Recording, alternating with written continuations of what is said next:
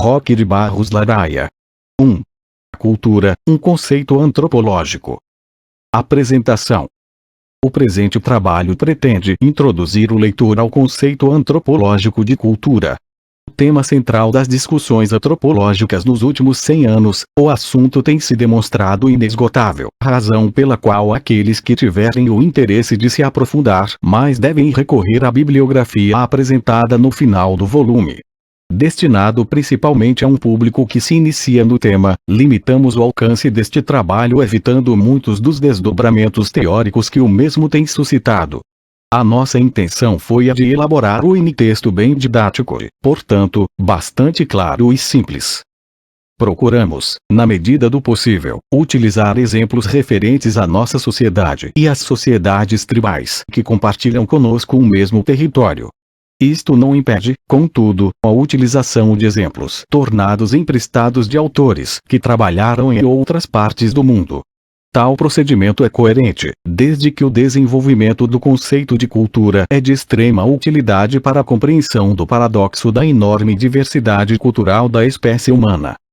Para tornar a bibliografia citada mais acessível aos leitores, utilizamos prioritariamente os textos em suas edições brasileiras, limitando-se às citações em línguas estrangeiras apenas para os casos em que não existem traduções.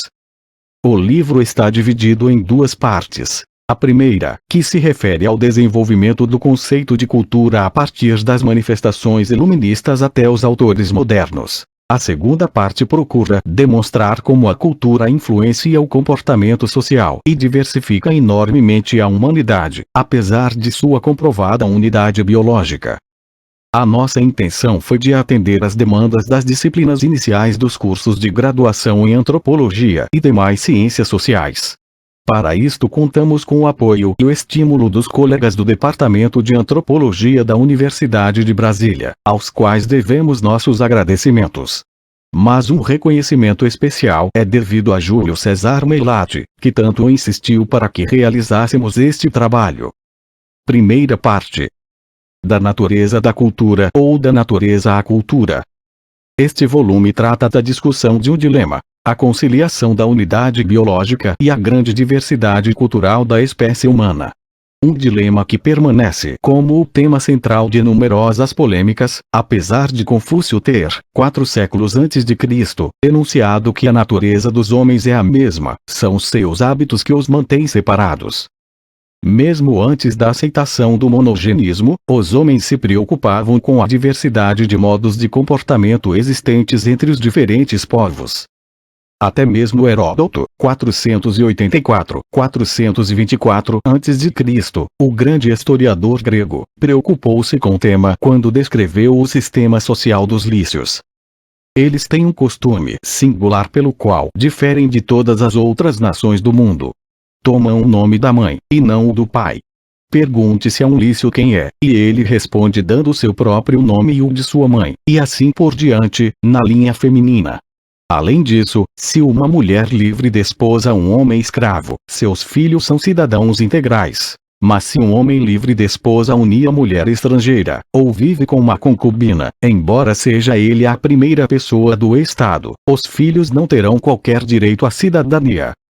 Ao considerar os costumes dos lícios diferentes de todas as outras nações do mundo, Heródoto estava tomando como referência a sua própria sociedade patrilineal, agindo de uma maneira etnocêntrica, embora ele próprio tenha teoricamente renegado esta postura ao afirmar: se oferecêssemos aos homens a escolha de todos os costumes do mundo, aqueles que lhes parecessem melhor, eles examinariam a totalidade e acabariam preferindo os seus próprios costumes, tão convencidos estão de que estes são melhores do que todos os outros. A surpresa de Heródoto pela diversidade cultural dos lícios não é diferente da de Tácito, 55-120, cidadão romano, em relação às tribos germânicas, sobre as quais escreveu com admiração: por tudo isso, o casamento na Alemanha é austero, não há aspecto de sua moral que mereça maior elogio. São quase únicos, entre os bárbaros, por se satisfazerem com uma mulher para cada. As exceções, que são extremamente raras, constituem-se de homens que recebem ofertas de muitas mulheres devido ao seu posto. Não há questão de paixão sexual. O dote é dado pelo marido à mulher, e não por esta àquele. Marco Polo, o legendário viajante italiano que visitou a China e outras partes da Ásia, entre os anos 1271 e 1296, assim descreveu os costumes dos tártaros. Tem casas circulares, de madeira e cobertas de feltro, que levam consigo onde vão, em carroças de 4 rodas. Asseguro-lhes que as mulheres compram, vendem e fazem tudo o que é necessário para seus maridos e suas casas. Os homens não se têm de preocupar com coisa alguma, exceto a caça, a guerra e a falcaria. Não tem objeções a que se coma a carne de cavalos e cães, e se tome o leite de égua. Coisa alguma no inundo os faria tocar na mulher do outro. Tem extrema consciência de que isto é um erro e une a desgraça.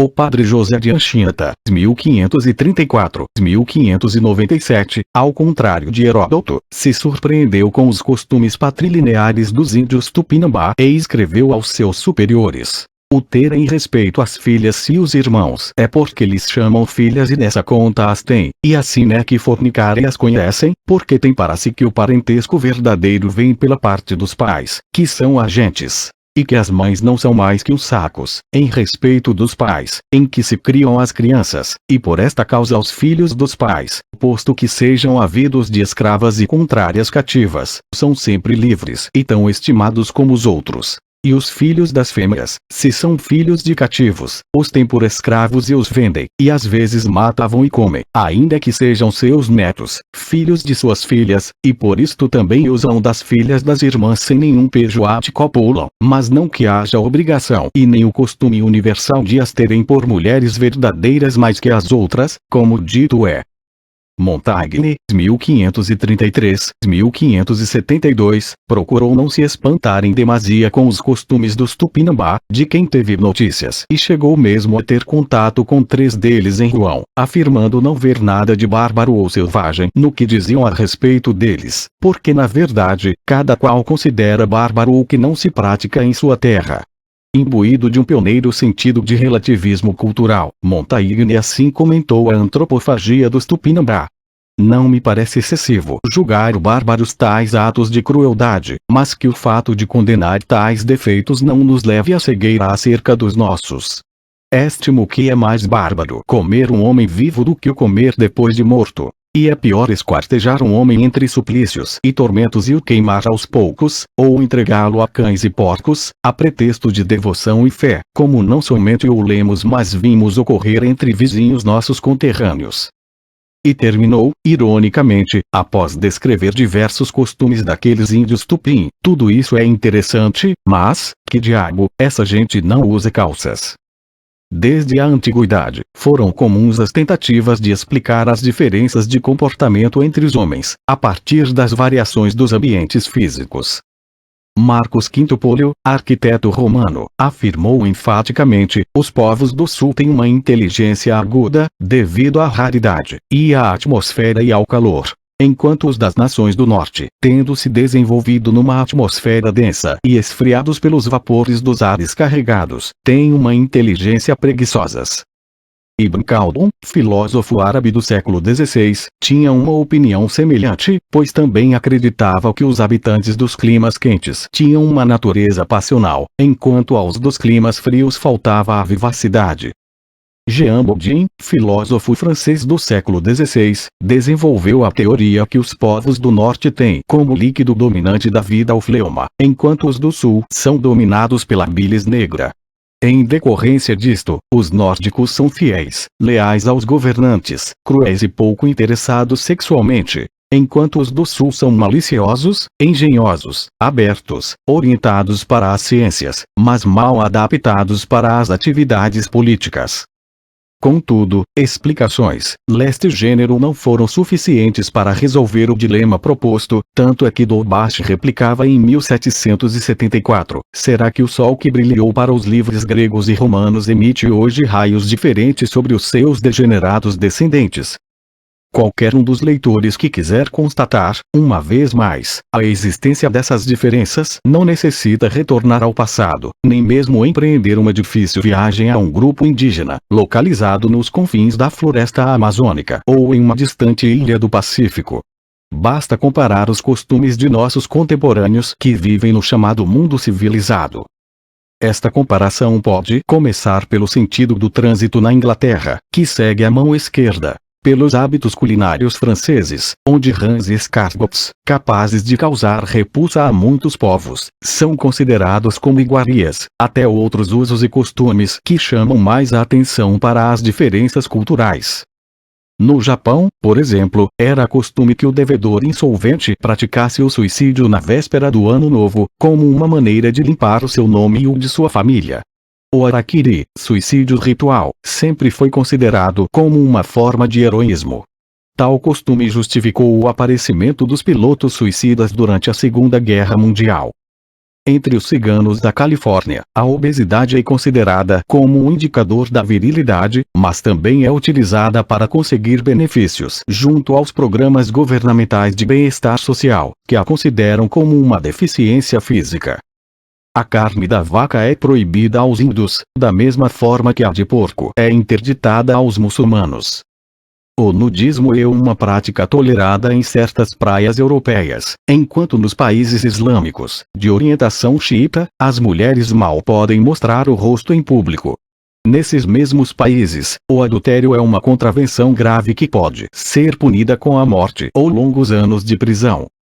Não é necessário ir tão longe, nesta sequência de exemplos que poderia se estender infinitamente. Basta verificar que em algumas regiões do norte do Brasil a gravidez é considerada como uma enfermidade, e o ato de parir é denominado descansar.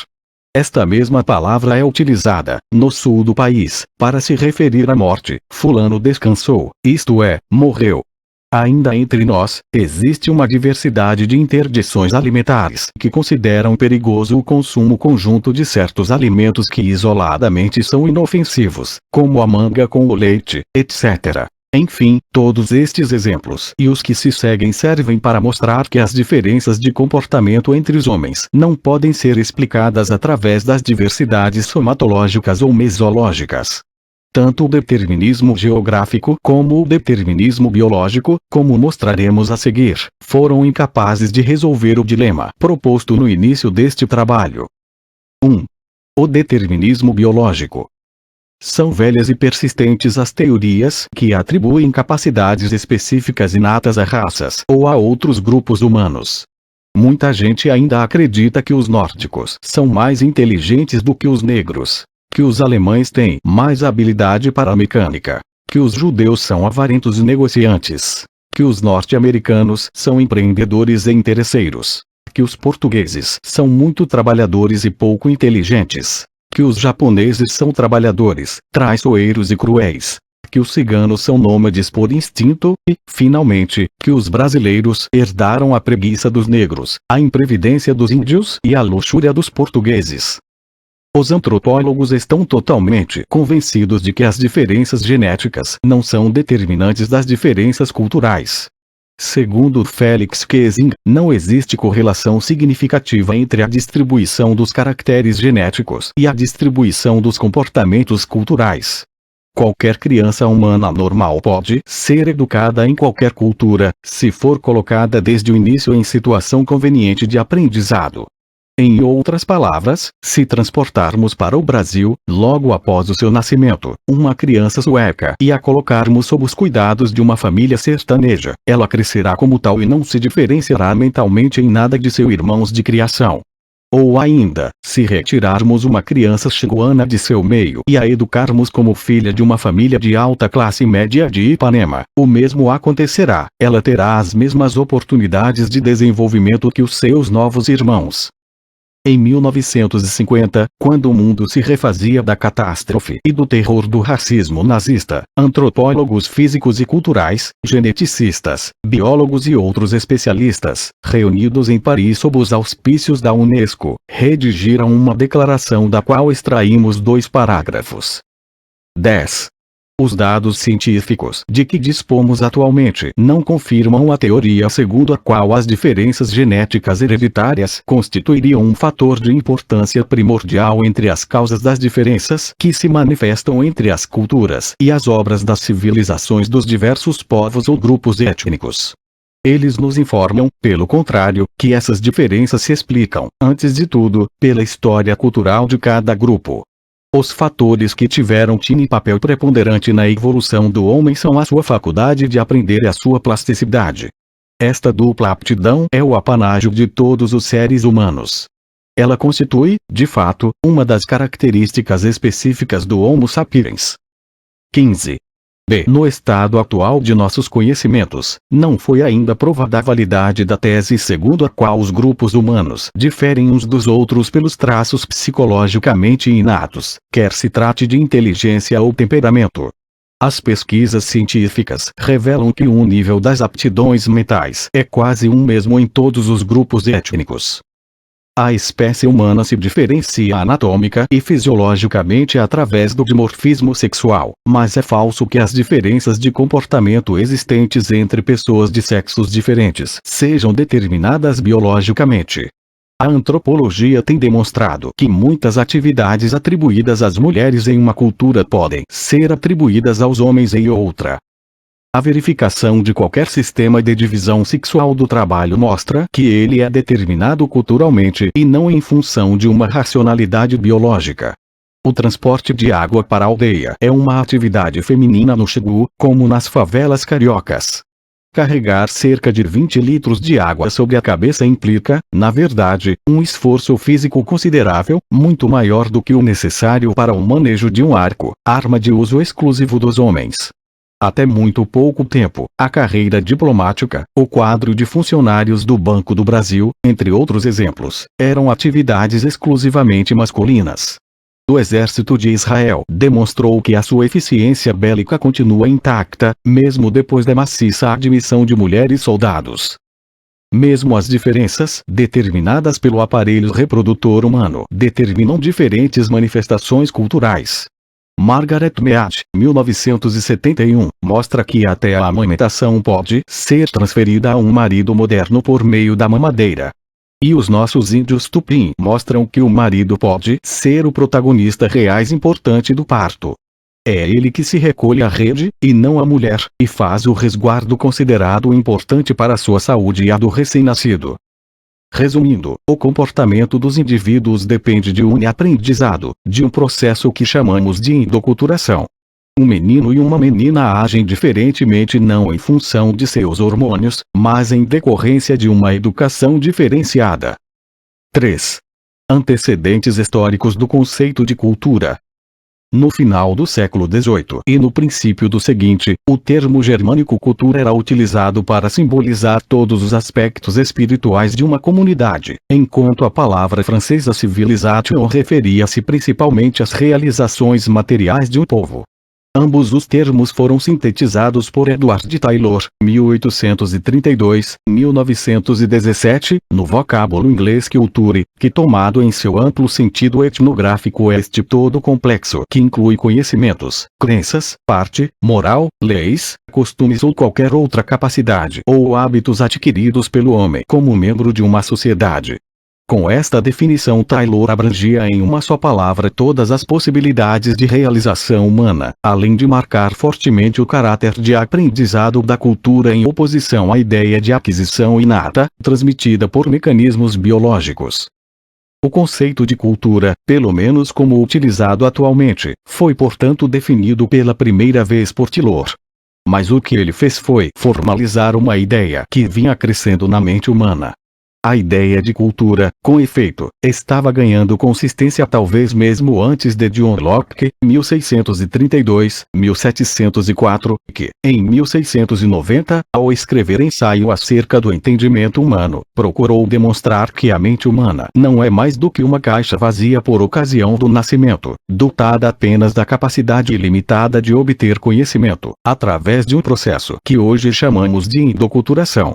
Locke refutou fortemente as ideias correntes na época, e que ainda se manifestam até hoje, de princípios ou verdades inatas impressos hereditariamente na mente humana, ao mesmo tempo em que ensaiou os primeiros passos do relativismo cultural ao afirmar que os homens têm princípios práticos opostos, que investigar cuidadosamente a história da humanidade, examinar por toda a parte as várias tribos de homens e com indiferença observar as suas ações, será capaz de convencer-se de que raramente há princípios de moralidade para serem designados, ou regra de virtude para ser considerada, que não seja, em alguma parte ou outra, menosprezado e condenado pela moeda geral de todas as sociedades de homens, governadas por opiniões práticas e regras de condutas bem contrárias umas às outras. Livro 1, capítulo 2, parágrafo 10.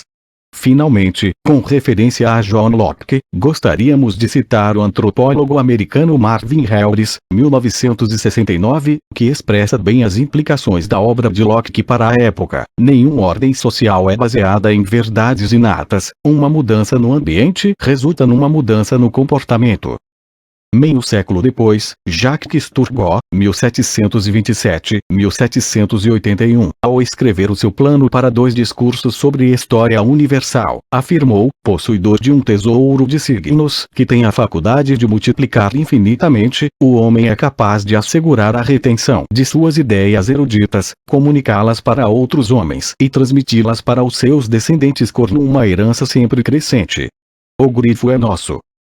Basta apenas a retirada da palavra erudita para que esta afirmação de Turgot possa ser considerada uma definição aceitável do conceito de cultura, embora em nenhum momento faça menção a este vocábulo. Esta definição é equivalente às que foram formuladas, mais de um século depois, por Bronislaw Malinowski e Leslie White, como o leitor constatará no decorrer deste trabalho. Jean-Jacques Rousseau, 1712-1778, em seu discurso sobre a origem e o estabelecimento da desigualdade entre os homens, em 1775, seguiu os passos de Locke e de Turgot ao atribuir um grande papel à educação, chegando mesmo ao exagero de acreditar que esse processo teria a possibilidade de completar a transição entre os grandes macacos, chimpanzé, gorila e orangotango, e os homens. Mais de um século transcorrido desde a definição de Taylor, era de se esperar que existisse hoje um razoável acordo entre os antropólogos a respeito do conceito. Tal expectativa seria coerente com o otimismo de Kroeber que, em 1950, escreveu que a maior realização da antropologia na primeira metade do século XX foi a ampliação e a clarificação do conceito de cultura, Anthropology, in Scientific American, 183. Mas, na verdade, as centenas de definições formuladas após Taylor serviram mais para estabelecer uma confusão do que ampliar os limites do conceito. Tanto é que, em 1973, Geertz escreveu que o tema mais importante da moderna teoria antropológica era o de diminuir a amplitude do conceito e transformá-lo num instrumento mais especializado e mais poderoso teoricamente. Em outras palavras, o universo conceitual tinha atingido tal dimensão que somente com uma contração poderia ser novamente colocado dentro de uma perspectiva antropológica. Em 1871, Taylor definiu cultura como sendo todo o comportamento aprendido, tudo aquilo que independe de uma transmissão genética, como diríamos hoje. Em 1917, Kroeber acabou de romper todos os laços entre o cultural e o biológico, postulando a supremacia do primeiro em detrimento do segundo em seu artigo, hoje clássico, O Superorgânico in American Anthropologist, volume 19, N2, 1917. Completava-se, então, um processo iniciado por Linneu, que consistiu inicialmente em derrubar o homem de seu pedestal sobrenatural e colocá-lo dentro da ordem da natureza. O segundo passo deste processo, iniciado por Taylor e completado por Kroeber, representou o afastamento crescente desses dois domínios, o cultural e o natural. O anjo caído foi diferenciado dos demais animais por ter a seu dispor duas notáveis propriedades: a possibilidade da comunicação oral e a capacidade de fabricação de instrumentos capazes de tornar mais eficiente o seu aparato biológico. Mas, estas duas propriedades permitem uma afirmação mais ampla: o homem é o único ser possuidor de cultura. Em suma, a nossa espécie tinha conseguido, no decorrer de sua evolução, estabelecer uma distinção de gênero e não apenas de grau em relação aos demais seres vivos. Os fundadores de nossa ciência, através dessa explicação, tinham repetido a temática quase universal dos mitos de origem, pois a maioria destes preocupa-se muito mais em explicar a separação da cultura da natureza do que com as especulações de ordem cosmogônica. No período que decorreu entre Taylor e a afirmação de Kroeber, em 1950, o monumento teórico que se destacava pela sua excessiva simplicidade, construído a partir de uma visão da natureza humana, elaborada no período iluminista, foi destruído pelas tentativas posteriores de clarificação do conceito. A reconstrução deste momento conceitual, a partir de uma diversidade de fragmentos teóricos, é uma das tarefas primordiais da antropologia moderna. Neste trabalho, entretanto, seguiremos apenas os procedimentos básicos desta elaboração. 4. O desenvolvimento do conceito de cultura. A primeira definição de cultura que foi formulada do ponto de vista antropológico, como vimos, pertence a Edward Taylor, no primeiro parágrafo de seu livro Primitive Culture, 1871. Taylor procurou, além disto, demonstrar que cultura pode ser objeto de um estudo sistemático, pois trata-se de um fenômeno natural que possui causas e regularidades, permitindo um estudo objetivo e uma análise capazes ele proporcionar a formulação de leis sobre o processo cultural e a evolução. O seu pensamento pode ser melhor compreendido a partir da leitura deste seu trecho. Por um lado, a uniformidade que tão largamente permeia entre as civilizações pode ser atribuída, em grande parte, a uma uniformidade de ação de causas uniformes, enquanto, por outro lado, seus vários graus podem ser considerados como estágios de desenvolvimento ou evolução. Buscando apoio nas ciências naturais, pois considera a cultura como um fenômeno natural. Taylor escreve em seguida: nossos investigadores modernos nas ciências de natureza inorgânica tendem a reconhecer, dentro e fora de seu campo especial de trabalho, a unidade da natureza, a permanência de suas leis, a definida sequência de causa e efeito através da qual depende cada fato. Apoiam firmemente a doutrina pitagoriana da ordem no cosmo universal. Afirmam, como Aristóteles, que a natureza não é constituída de episódios incoerentes, como uma má tragédia. Concordam com Leibniz no que ele chamou meu axioma, que a natureza nunca age por saltos, tanto como em seu grande princípio, comumente pouco utilizado, de que nada acontece sem suficiente razão. Nem mesmo no estudo das estruturas e hábitos das plantas e animais, ou na investigação das funções básicas do homem, são ideias desconhecidas. Mas quando falamos dos altos processos o sentimento e da ação humana, do pensamento e linguagem, conhecimento e arte, uma mudança aparece nos tons predominantes de opinião.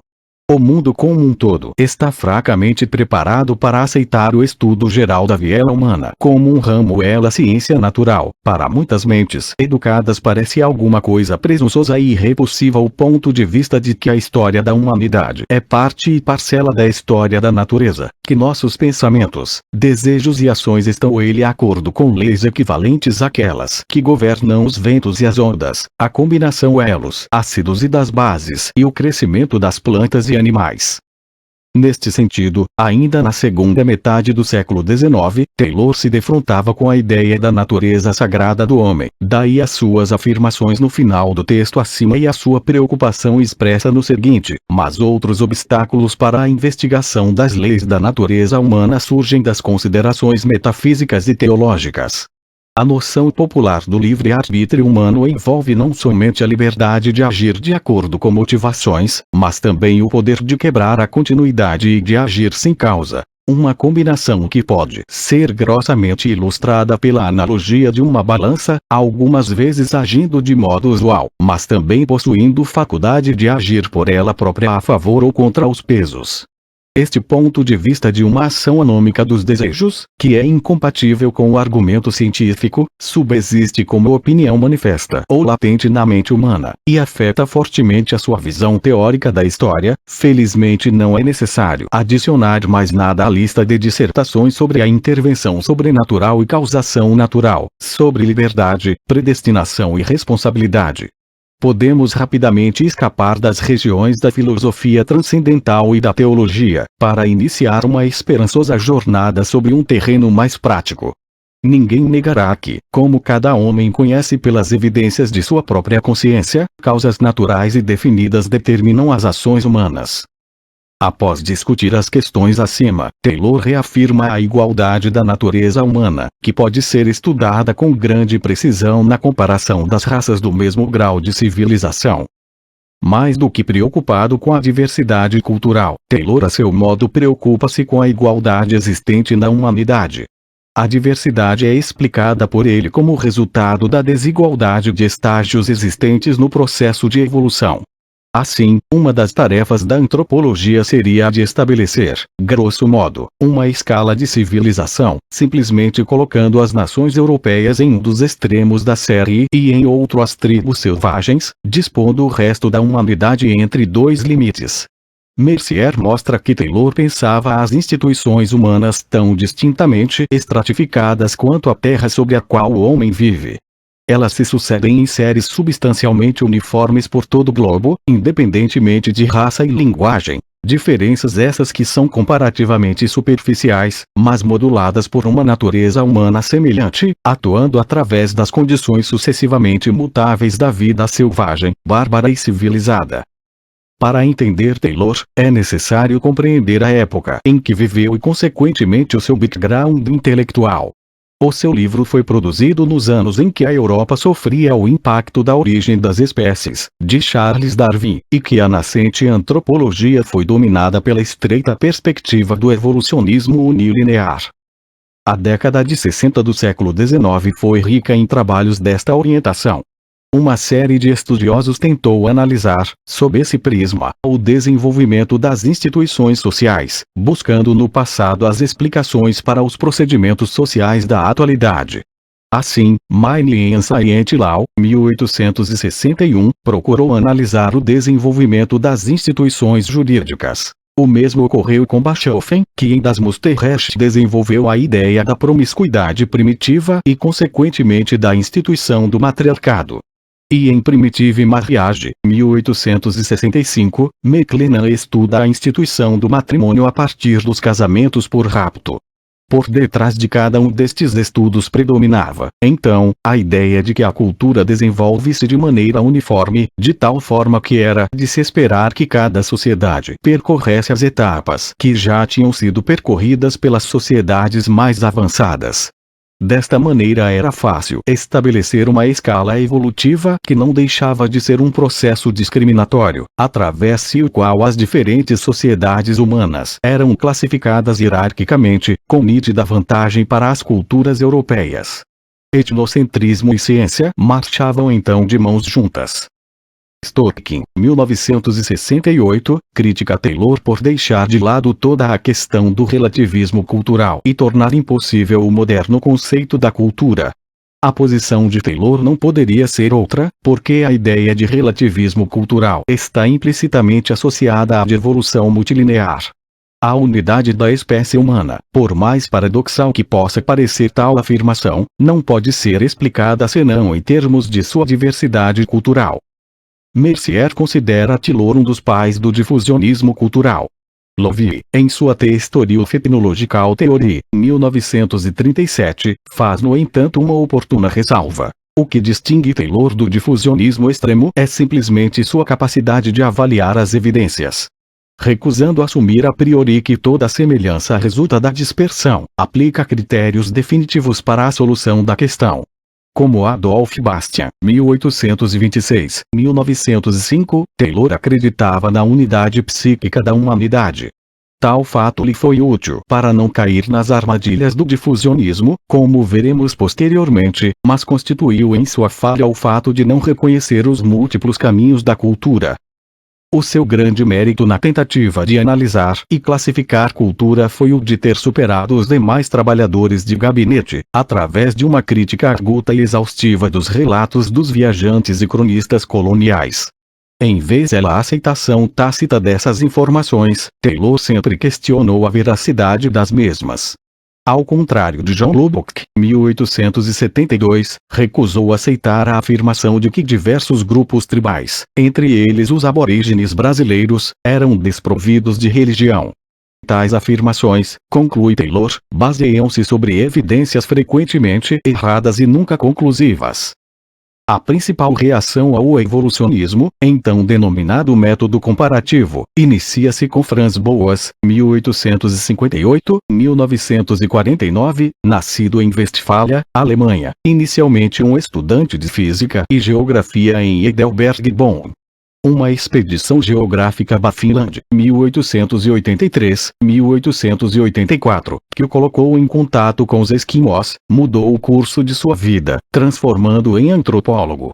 Tal fato provocou, também, a sua mudança para os Estados Unidos, onde foi responsável pela formação de toda uma geração de antropólogos. Aposentou-se, em 1936, pela Universidade de Colômbia, da cadeira que hoje tem o seu nome.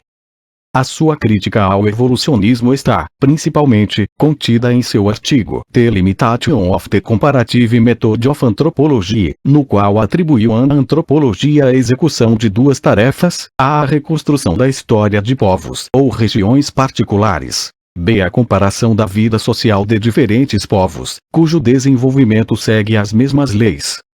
Além disto, insistiu na necessidade de ser comprovada, antes de tudo, a possibilidade de os dados serem comparados. E propôs, em lugar do método comparativo puro e simples, a comparação dos resultados obtidos através dos estudos históricos das culturas simples e da compreensão dos efeitos das condições psicológicas e dos meios ambientes. São as investigações históricas, reafirma Boas, o que convém para descobrir a origem deste ou daquele traço cultural e para interpretar a maneira pela qual toma lugar no dado conjunto sociocultural.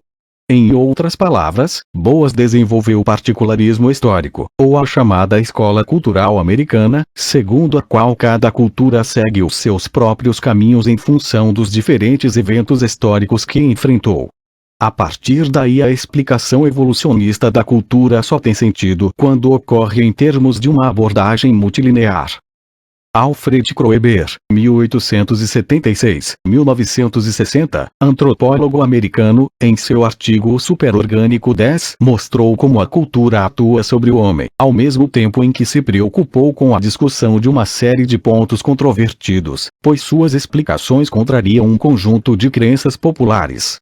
Iniciou, como o título e seu trabalho indica, com a demonstração de que graças à cultura a humanidade distanciou-se do mundo animal. Mais do que isto, o homem passou a ser considerado um ser que está acima de suas limitações orgânicas. Tem sido o modo de pensamento característico de nossa civilização ocidental uma formulação de antíteses complementares, um equilíbrio de contrários que se excluem. Um desses pares e ideias com que o nosso mundo vem lidando há cerca de 2000 anos se exprime nas palavras corpo e alma. Outro par que já teve a sua utilidade, irias de que a ciência está agora muitas vezes se esforçando por descartar-se, pelo menos em certos aspectos, é a distinção entre o físico e o mental. Há uma terceira discriminação que é entre o vital e o social, ou em outras palavras, entre o orgânico e o cultural. O reconhecimento implícito da diferença entre qualidades e processos orgânicos e qualidades e processos sociais vem de longa data. Contudo, a distinção formal é recente. De fato, pode dizer-se que o pleno alcance da importância da antítese está apenas raiando sobre o mundo. Para cada ocasião em que alguma mente humana separa nitidamente as forças orgânicas e sociais, há dezenas de outras vezes em que não se cogita da diferença entre elas, ou em que ocorre uma real confusão de duas ideias. A preocupação de Kroeber é evitar a confusão, ainda tão comum, entre o orgânico e o cultural. Não se pode ignorar que o homem, membro proeminente e a ordem dos primatas, depende muito de seu equipamento biológico.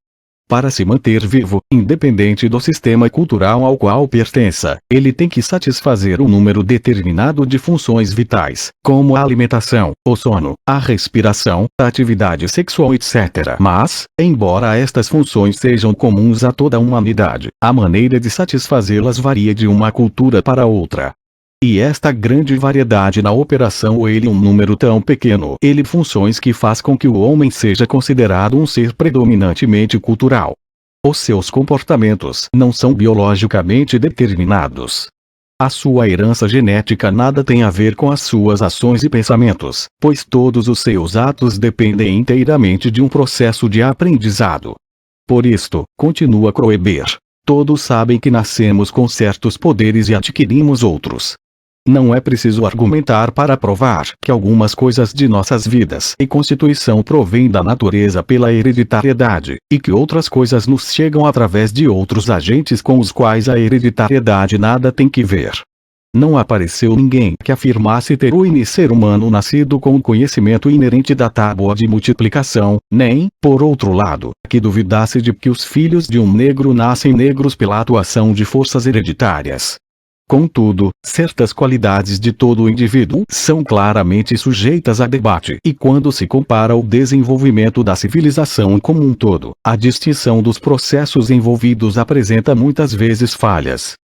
O homem, como parte do reino animal, participa do grande processo evolutivo em que muitas espécies sucumbiram e só deixaram alguns poucos vestígios fósseis.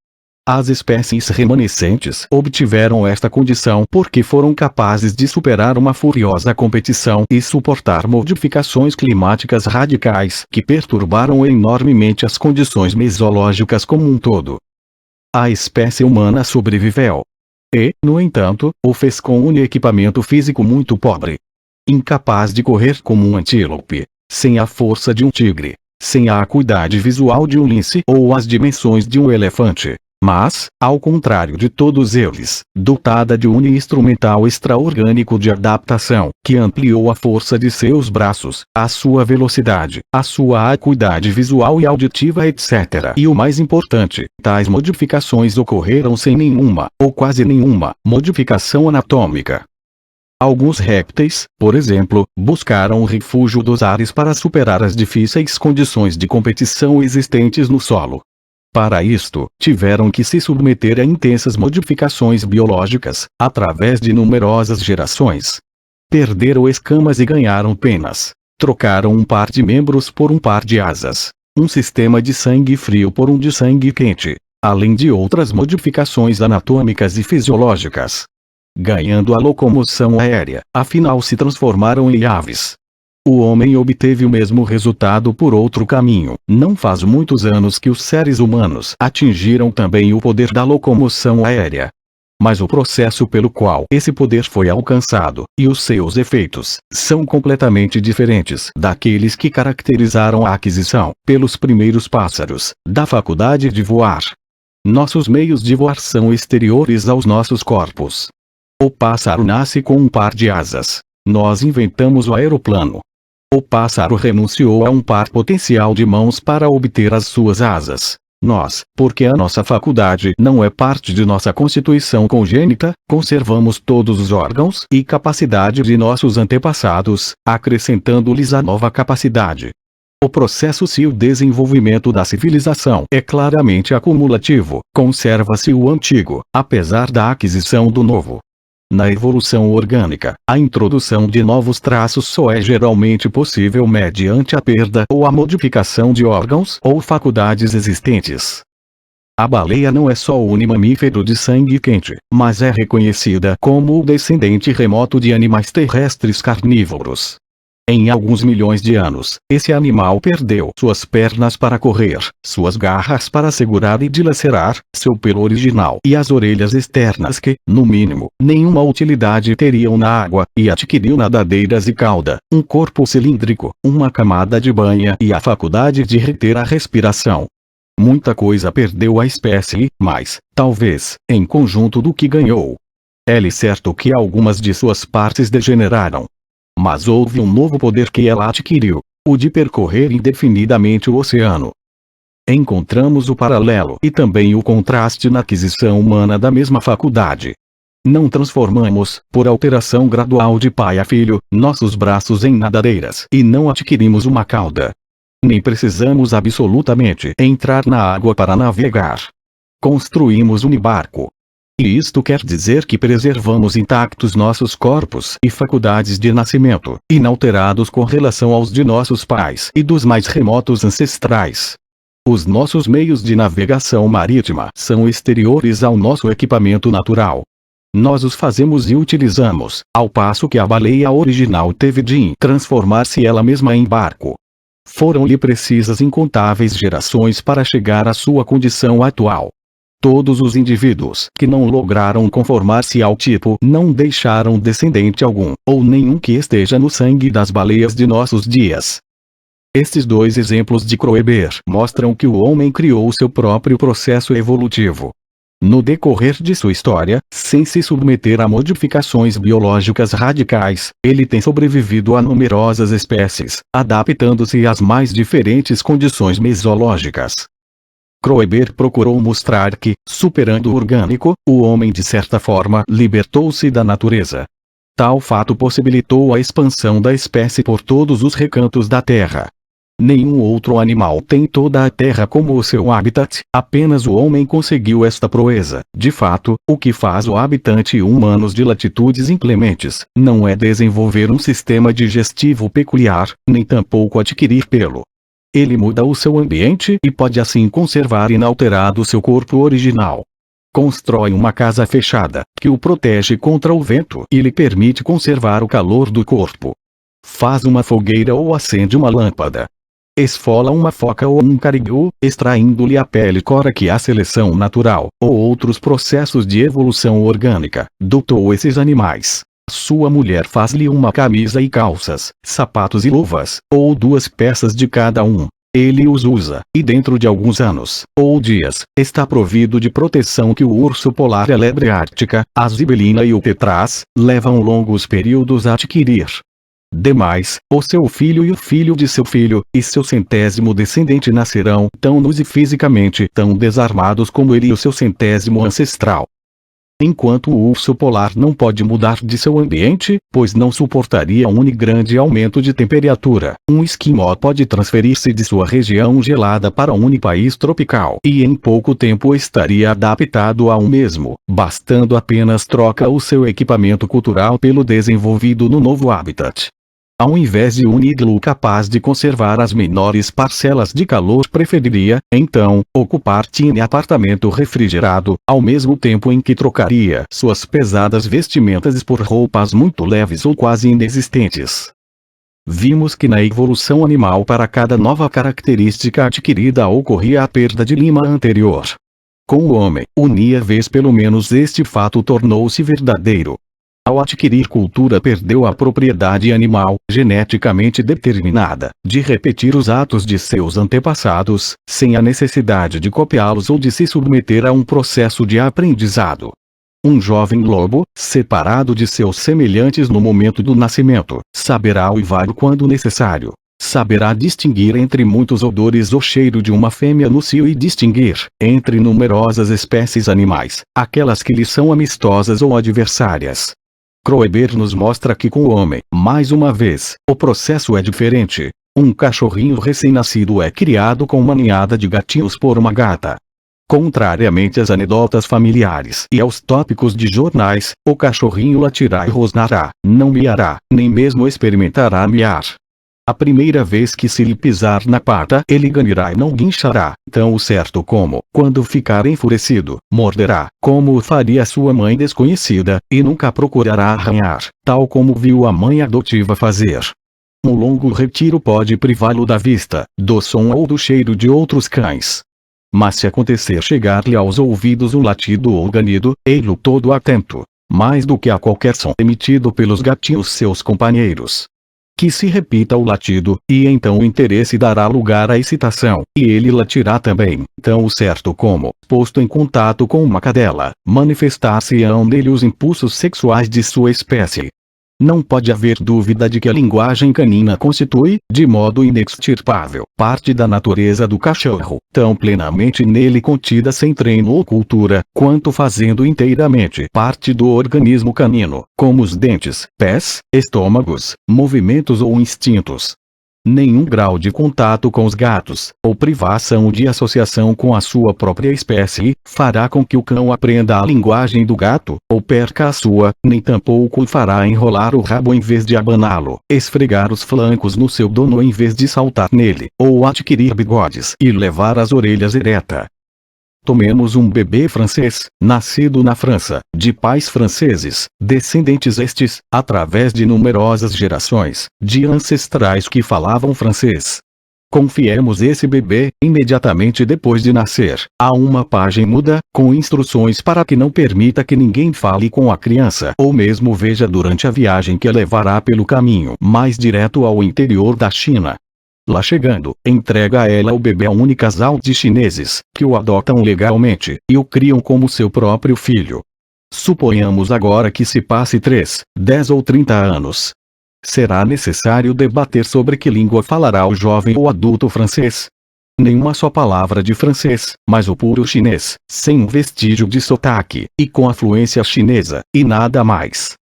Este é talvez o ponto em que a noção de cultura mais contrária ao pensamento leigo. É comum, entre os diferentes setores de nossa população, a crença nas qualidades, positivas ou negativas, adquiridas graças à transmissão genética. Tenho a física no sangue, dizia uma aluna que pretendia mudar a sua opção de ciências sociais para a de física, invocando o nome de um ancestral. Meu filho tem muito jeito para a música, pois herdou esta qualidade do seu avô. É este um outro exemplo comum. Muito contribuiu para afirmações deste tipo a divulgação da teoria de Cesare Lombroso, 1835-1909, criminalista italiano, que procurou correlacionar aparência física com tendência para comportamentos criminosos. Por mais absurda que nos possa parecer, a teoria de Lombroso encontrou grande receptividade popular e, até recentemente, era ministrada em alguns cursos de direito como verdade científica. Em nossos dias o mau uso da sociobiologia tem exercido o mesmo papel. O perigo desses tipos e explicações é que facilmente associam-se com tipos de discriminações raciais e sociais, numa tentativa de justificar as diferenças sociais. Assim, até mesmo o sucesso empresarial passa a ser explicado como uma forma de determinação genética e é ilustrado com a enumeração das diferentes dinastias de industriais ou empresários. O homem é o resultado do meio cultural em que foi socializado. Ele é um herdeiro de um longo processo acumulativo, que reflete o conhecimento e a experiência adquiridas pelas numerosas gerações que o antecederam. A manipulação adequada e criativa desse patrimônio cultural permite as inovações e as invenções. Estas não são, pois, o produto da ação isolada de um gênio, mas o resultado do esforço de toda uma comunidade. No parágrafo seguinte, Kroeber discute o tema, segundo um dito que é quase proverbial, e verdadeiro na medida em que podem ser verdadeiros tais lugares comuns. O escolar moderno sabe mais que Aristóteles. Mas esse fato, soubesse o escolar 1000 vezes mais que Aristóteles, nem por isso o dota de uma fração do intelecto do grande grego. Socialmente, é o conhecimento, e não o desenvolvimento maior de tim ou outro indivíduo, que vale, do mesmo modo que na mensuração da verdadeira força da grandeza da pessoa, o psicólogo ou o geneticista não leva em consideração o estado se o esclarecimento geral, o grau variável do desenvolvimento ligado à civilização, para fazer suas comparações. Cetra Aristóteles, perdidos entre nossos ancestrais habitantes das cavernas, não seriam menos Aristóteles por direito do nascimento, mas teriam contribuído muito menos para o progresso da ciência do que 12 esforçadas mediocridades no século XX. Um super Arquímedes na idade do gelo não teria inventado nem armas de fogo nem o telégrafo. Se tivesse nascido no Congo ao invés de uma Saxônia, não poderia Bach ter composto nem mesmo um fragmento de coral ou sonata, se bem que possamos confiar igualmente em que ele teria eclipsado seus compatriotas em alguma espécie de música. Quanto a saber se existiu algum dia um Bach na África, é outra questão, à qual não se pode dar uma resposta negativa meramente porque nenhum Bach jamais por lá apareceu, questão que, levemos razoavelmente a admitir não ter tido resposta, mas em relação à qual o estudioso da civilização, até que se apresente uma demonstração, não pode dar mais que uma resposta e assumir uma só atitude. supor, não como uma finalidade mas como uma condição de método, que existiram tais indivíduos, que o gênio e a capacidade ocorrem com frequência substancialmente regular, e que todas as raças ou grupos bastante grandes de homens são em média substancialmente iguais e têm as mesmas qualidades. Em outras palavras, não basta a natureza criar indivíduos altamente inteligentes, isto ela o faz com frequência, mas é necessário que coloque ao alcance desses indivíduos o material que lhes permita exercer a sua criatividade de uma maneira revolucionária. Santos Dumont, 1873-1932, não teria sido o inventor do avião se não tivesse abandonado a sua pachorrenta Palmira, no final do século XIX, e se transferido em 1892 para Paris. Ali teve acesso a todo o conhecimento acumulado pela civilização ocidental. Em Palmira, o seu cérebro privilegiado poderia, talvez, realizar outras invenções, como por exemplo um eixo mais aperfeiçoado para carros de bois, mas jamais teria tido a oportunidade de proporcionar à humanidade a capacidade da locomoção aérea.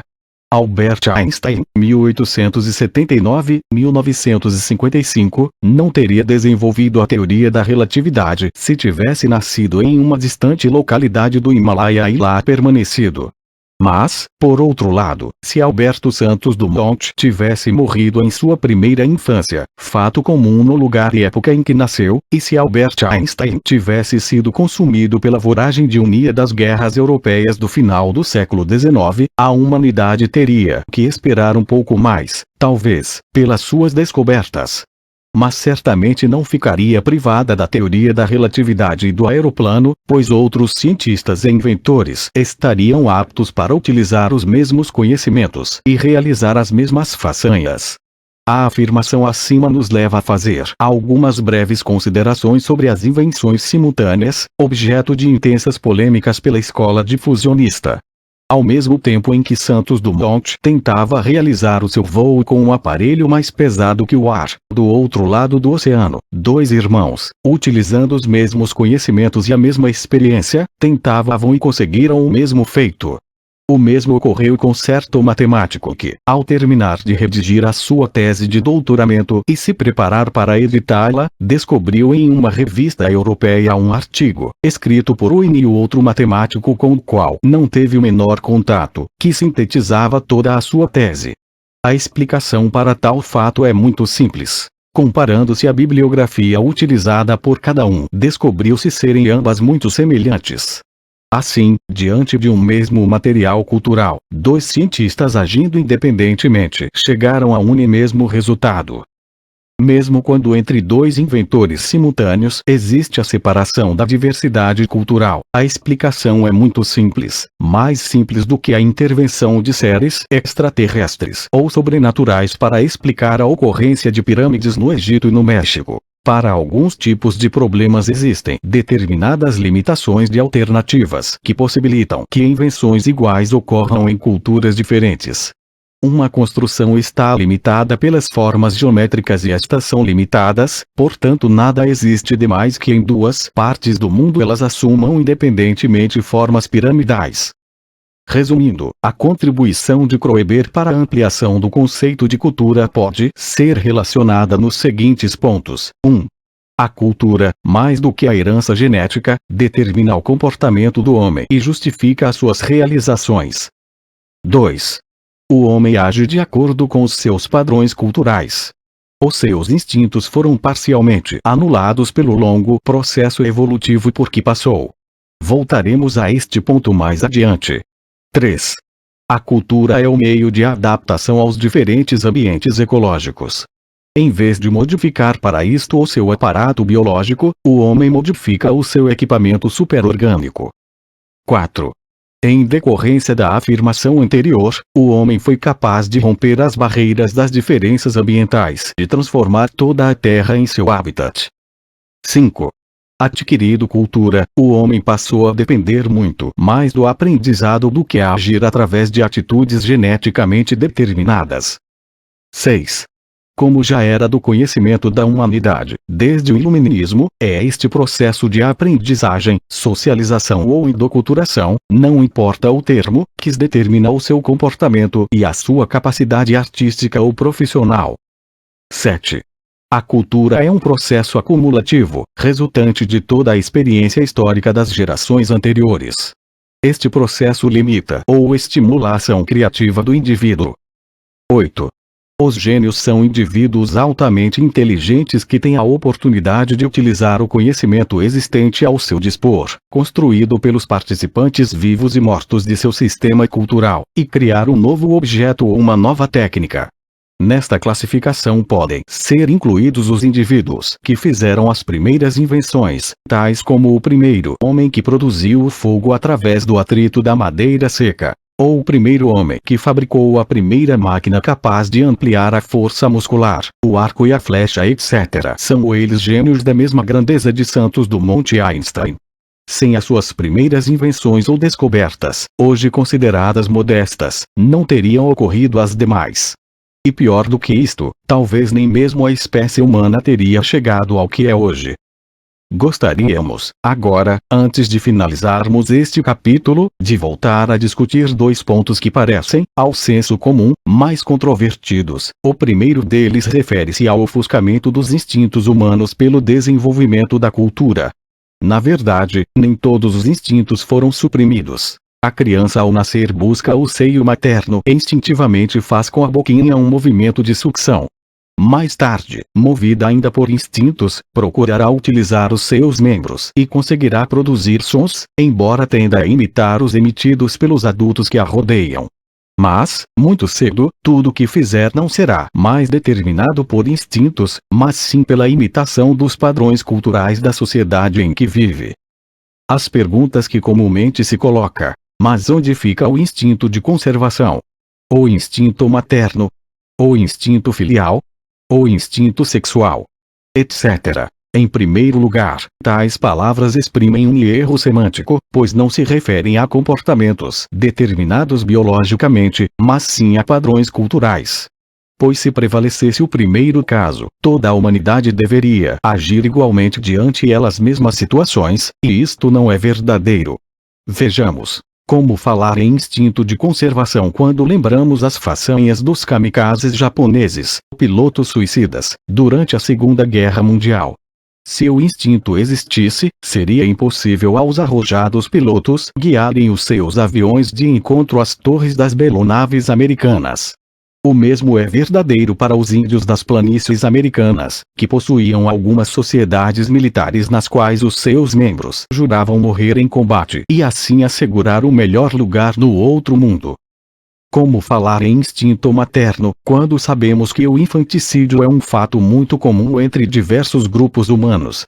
Tomemos o exemplo das mulheres Tapirapé, tribo Tupi do norte do Mato Grosso, que desconheciam quaisquer técnicas anticoncepcionais ou abortivas e eram obrigadas, por crenças religiosas, a matar todos os filhos após o terceiro. Tal atitude era considerada normal e não criava nenhum sentimento de culpa entre as praticantes do infanticídio. Como falar em instinto filial, quando sabemos que os esquimós conduziam os seus velhos pais para as planícies geladas para serem devorados pelos ursos? Assim fazendo, acreditavam que os pais seriam reincorporados na tribo quando o urso fosse abatido e devorado pela comunidade. Como falar em instinto sexual? Muitos são os casos conhecidos de adolescentes, crescidos em contextos puritanos, que desconheciam completamente como agir em relação aos membros do outro sexo, simplesmente porque não tiveram a possibilidade de presenciar um ato sexual e ninguém os ter esclarecido sobre tais atitudes. Concluindo, tudo que o homem faz, aprendeu com os seus semelhantes e não decorre de imposições originadas fora da cultura. A este respeito, consulte o nosso anexo 1, uma experiência absurda.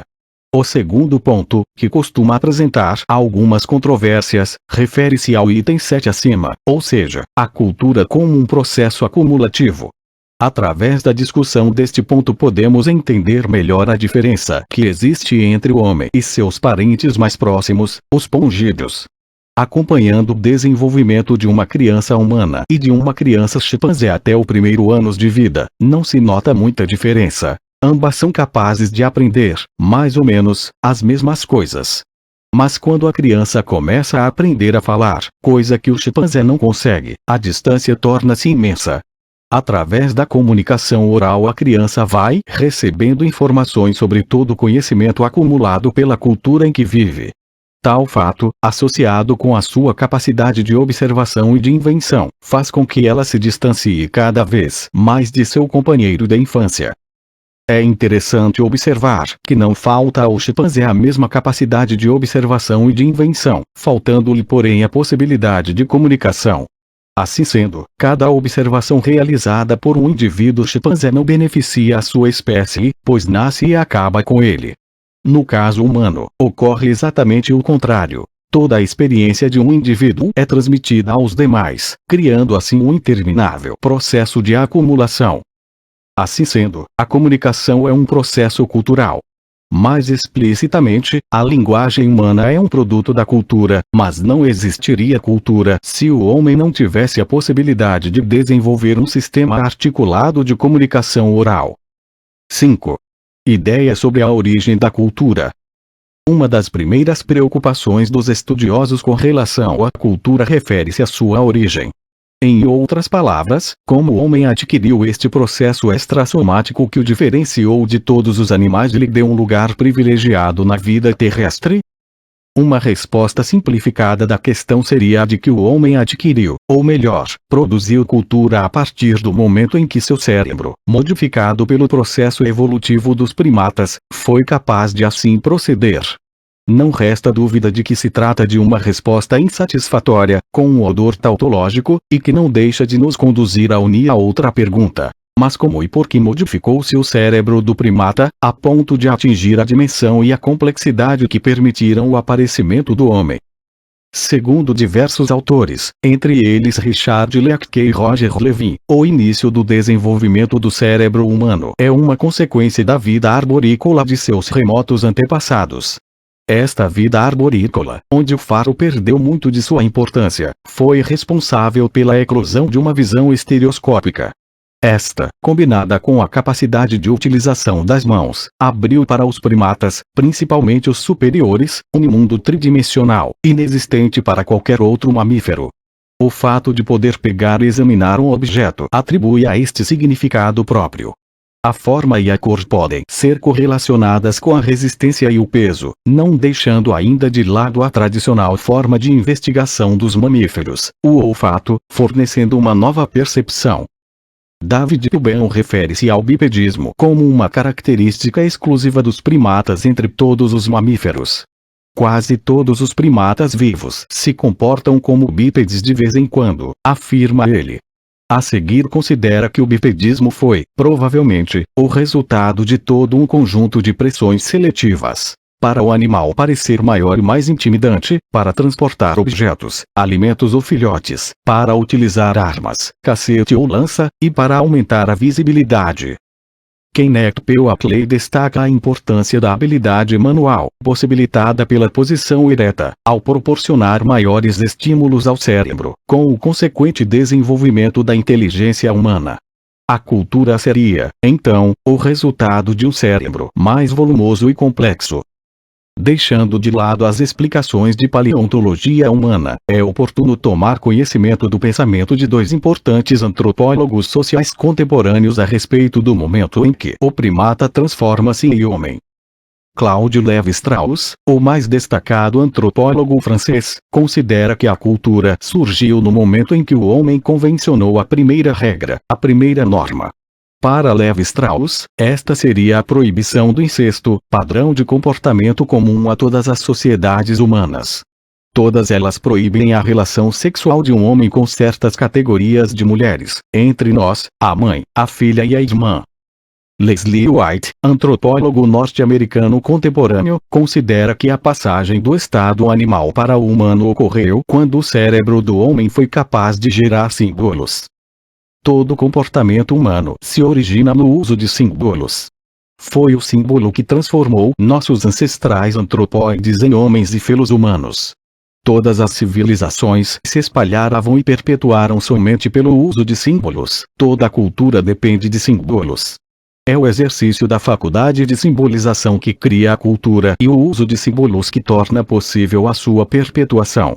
Sem o símbolo não haveria cultura, e o homem seria apenas animal, não um ser humano. O comportamento humano é o comportamento simbólico. Uma criança do gênero Homo torna-se humana somente quando é introduzida e participa da ordem de fenômenos superorgânicos que é a cultura. E a chave deste mundo, e o meio de participação nele, é o símbolo. Com efeito, temos de concordar que é impossível para um animal compreender os significados que os objetos recebem de cada cultura. Como, por exemplo, a cor preta significa luto entre nós e entre os chineses. É o branco que exprime esse sentimento. Mesmo um símil não saberia fazer a distinção entre um pedaço de pano, sacudido ao vento, e uma bandeira desfraldada. Isto porque, como afirmou o próprio White, todos os símbolos devem ter uma forma física, pois do contrário não podem penetrar em nossa experiência, mas o seu significado não pode ser percebido pelos sentidos. Ou seja, para perceber o significado de um símbolo é necessário conhecer a cultura que o criou. Vimos algumas explicações sobre o aparecimento da cultura. Explicações de natureza física e social. Algumas delas tendem implícita ou explicitamente a admitir que a cultura apareceu de repente, num dado momento. Um verdadeiro salto da natureza para a humanidade. Tal postura implica a aceitação de um ponto crítico, expressão esta utilizada por Alfred Kroeber ao conceber a eclosão da cultura como um acontecimento súbito, um salto quantitativo na filogenia dos primatas. Em um dado momento um ramo dessa família sofreu uma alteração orgânica e tornou-se capaz de exprimir-se, aprender, ensinar e de fazer generalizações a partir da infinita cadeia de sensações e objetivos isolados. Em essência, a explanação acima não é muito diferente da formulada por alguns pensadores católicos, preocupados com a conciliação entre a doutrina e a ciência, segundo a qual o homem adquiriu cultura no momento em que recebeu do Criador uma alma imortal. E esta somente foi atribuída ao primata no momento em que a divindade considerou que o corpo do mesmo tinha evoluído organicamente o suficiente para tornar-se digno de uma alma e, consequentemente, de cultura. O ponto crítico, mais do que um evento maravilhoso, é hoje considerado uma impossibilidade científica. A natureza não age por saltos. O primata, como ironizou um antropólogo físico, não foi promovido da noite para o dia ao posto de homem. O conhecimento científico atual está convencido de que o salto da natureza para a cultura foi continua incrivelmente lento. Clifford Geertz, antropólogo norte-americano, mostra em seu artigo A Transição para a Humanidade como a paleontologia humana demonstrou que o corpo humano formou-se aos poucos. O australopiteco africano, cujas datações recentes realizadas na Tanzânia atribuem-lhe uma antiguidade muito maior que 2 milhões de anos, embora dotado de um cérebro um terço menor que o nosso e uma estatura não superior a 1,20 m, já manufaturava objetos e caçava pequenos animais. Devido à dimensão de seu cérebro parece, entretanto, improvável que possuísse uma linguagem, na moderna acepção da palavra. O australopiteco parece ser, portanto, uma espécie de homem que evidentemente era capaz de adquirir alguns elementos da cultura, fabricação de instrumentos simples, caça esporádica, e talvez um sistema de comunicação mais avançado do que o dos macacos contemporâneos, embora mais atrasado do que a fala humana, porém incapaz de adquirir outros, o que lança certa dúvida sobre a teoria do ponto crítico 7. O fato de que o cérebro do australopiteco media um terço do nosso leva Geertz a concluir que logicamente a maior parte do crescimento cortical humano foi posterior e não anterior ao início da cultura. Assim, continua, o fato de ser errônea a teoria do ponto crítico, pois o desenvolvimento cultural já se vinha processando bem antes de cessar o desenvolvimento orgânico, é de importância fundamental para o nosso ponto de vista sobre a natureza do homem que se torna, assim, não apenas o produtor da cultura, mas também, num sentido especificamente biológico, o produto da cultura. A cultura desenvolveu-se, pois, simultaneamente com o próprio equipamento biológico e é, por isso mesmo, compreendida como uma das características da espécie, ao lado do bipedismo e de um adequado volume cerebral. 6. Teorias modernas sobre cultura. Vimos, no início deste trabalho, que uma das tarefas da antropologia moderna tem sido a reconstrução do conceito de cultura, fragmentado por numerosas reformulações. Neste capítulo procuraremos sintetizar os principais esforços para a obtenção deste objetivo. A nossa missão será facilitada com a utilização do esquema elaborado pelo antropólogo Roger Kiesing em seu artigo Theories of Culture, no qual classifica as tentativas modernas de obter uma precisão conceitual. Kiesing refere-se, inicialmente, às teorias que consideram a cultura como um sistema adaptativo. Difundida por neo-evolucionistas como Leslie White, esta posição foi reformulada criativamente por Salins, Harris, Carneiro, Rapaport, Vaida e outros que, apesar das fortes divergências que apresentam entre si, concordam que, 1. Culturas são sistemas de padrões de comportamento socialmente transmitidos, que servem para adaptar as comunidades humanas aos seus embasamentos biológicos. Esse modo de vida das comunidades inclui tecnologias e modos de organização econômica, padrões de estabelecimento, de agrupamento social e organização política, crenças e práticas religiosas, e assim por diante. 2. Mudança cultural é primariamente um processo de adaptação equivalente à seleção natural. O homem é um animal e, como todos os animais, deve manter uma relação adaptativa com o meio circundante para sobreviver. Embora ele consiga esta adaptação através da cultura, o processo é dirigido pelas mesmas regras de seleção natural que governam a adaptação biológica. Ben Megers, 1977. 3. A tecnologia, a economia de subsistência e os elementos da organização social diretamente ligada à produção constituem o domínio mais adaptativo da cultura. É neste domínio que usualmente começam as mudanças adaptativas que depois se ramificam. Existem, entretanto, divergências sobre como opera este processo. Estas divergências podem ser notadas nas posições do materialismo cultural, desenvolvido por Marvin Harris, na dialética social dos marxistas, no evolucionismo cultural de Eumann Servis e entre os ecologistas culturais, como Stewart. 4. Os componentes ideológicos dos sistemas culturais podem ter consequências adaptativas no controle da população, da subsistência, da manutenção do ecossistema ético. Em segundo lugar, Roger Kiesing refere-se às teorias idealistas de cultura, que subdivide em 3 diferentes abordagens. A primeira delas é a dos que consideram cultura como sistema cognitivo, produto dos chamados novos etnógrafos.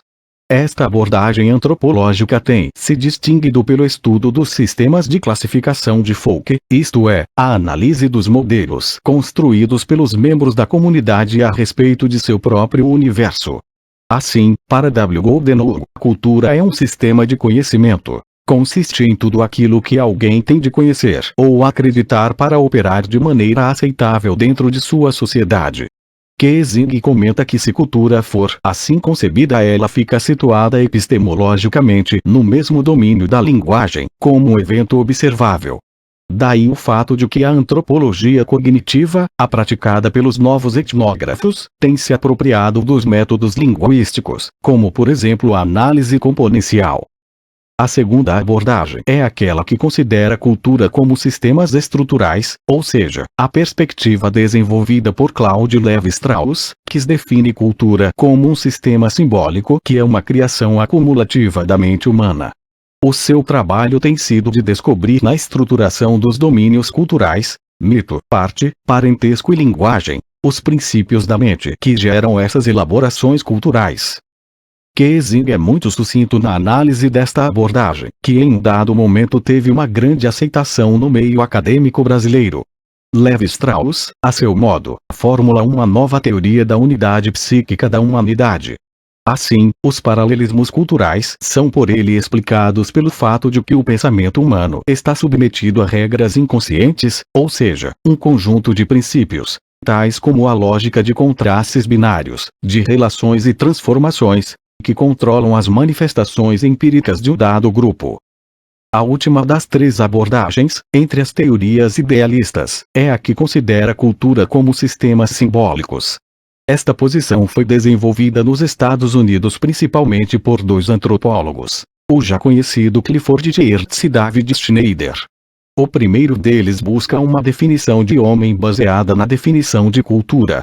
Para isto, refuta a ideia de uma forma ideal de homem, decorrente do iluminismo e da antropologia clássica, perto da qual as demais eram distorções ou aproximações, e tenta resolver o paradoxo, citado no início deste livro, de uma imensa variedade cultural que contrasta com a unidade da espécie humana.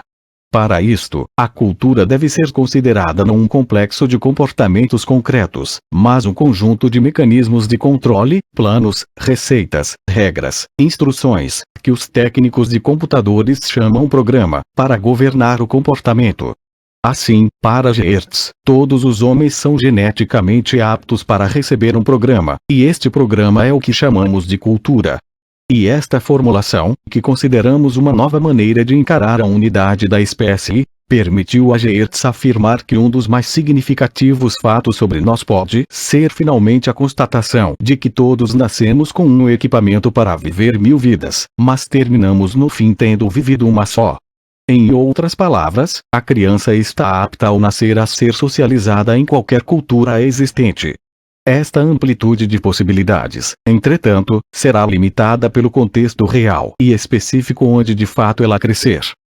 Voltando a Kessing, este nos mostra que Geertz considera a abordagem dos novos etnógrafos como um formalismo reducionista e espúrio, porque aceitar simplesmente os modelos conscientes de uma comunidade e admitir que os significados estão na cabeça das pessoas. E, para Geertz, os símbolos e significados são partilhados pelos atores, os membros do sistema cultural, entre eles, mas não dentro deles. São públicos e não privados. Cada um de nós sabe o que fazer em determinadas situações, mas nem todos sabem prever o que fariam nessas situações. Estudar a cultura é, portanto, estudar um código de símbolos partilhados pelos membros dessa cultura. Assim procedendo, Geertz considera que a antropologia busca interpretações. Com isto, ele abandona o otimismo de Goldenow que pretende captar o código cultural em uma gramática, ou a pretensão de Levi-Strauss em descodificá-lo. A interpretação de um texto cultural será sempre uma tarefa difícil e vagarosa. David Schneider tem uma abordagem distinta, embora em muitos pontos semelhante à de Geertz. O ponto de vista de Schneider sobre cultura está claramente expresso em sua introdução do seu livro American Kinship, a Cultural AC Cont 3. A cultura é um sistema de símbolos e significados. Compreende categorias ou unidades e regras sobre relações e modos de comportamento. O status epistemológico das unidades ou coisas culturais não depende da sua observabilidade. Mesmo fantasmas e pessoas mortas podem ser categorias culturais. Neste ponto, o leitor já deverá ter compreendido que a discussão não terminou, continua ainda, e provavelmente nunca terminará, pois uma compreensão exata do conceito de cultura significa a compreensão da própria natureza humana, tema perene da incansável reflexão humana. Assim, no final desta primeira parte, só nos resta afirmar mineiramente como Murdoch, 1932. Os antropólogos sabem de fato o que é cultura, mas divergem na maneira de exteriorizar este conhecimento.